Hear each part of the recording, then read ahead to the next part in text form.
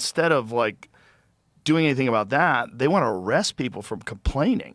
Andrew, I'm supposed to be in your country in a couple of days for the ARC conference that I do every year. It's unclear whether I'm going just because I'm a little banged up at the moment, whether the travel will be too much. But when I was there last year for the ARC conference, I had dinner with many of our friends who have been on the show. Names need not be mentioned at this moment.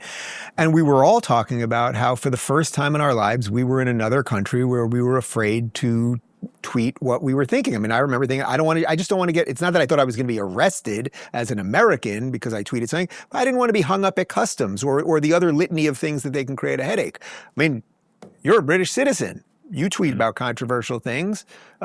This has to be as alarming as anything else. Yeah. I mean, I was at that dinner. You may remember. Yeah. I didn't know how, I'm just protecting the innocent here. Oh, right. Yeah. I just in case I didn't make enough of an impression, but I was there.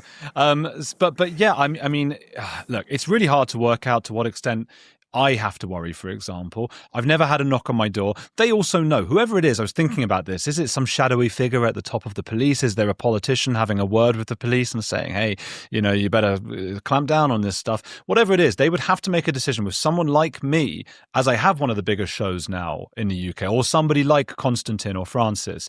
That's a big decision, because if they do that, it becomes an even bigger story. That becomes front page news, like even more than it already was becoming with some of these ridiculous stories. So I've never had a knock on the door. I sort of almost wish I would, because it's like, okay, get the camera, this, so it's not that I'm sitting here with the same fear someone might have in Russia. And people also make that point that there are more arrests than there are in Russia at the moment for free speech infringements. I mean, it's preposterous that we've even gotten to a stage where we can compare or equate them.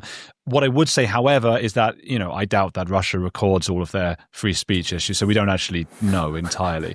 But, some of the people I've interviewed over the last couple of years around this, it's been like, someone got, he was put in a jail cell for a full day, because somebody complained that he was in a WhatsApp group with people from school and he was critical of the school. Didn't swear, didn't use like racial language. He was very critical. The school complained and a bunch of police turned up at his door, took him and his wife in front of their daughter, arresting them. A horrible thing. But that daughter's never going to forget that. And put them in a jail cell for a long time. So it's really worrying.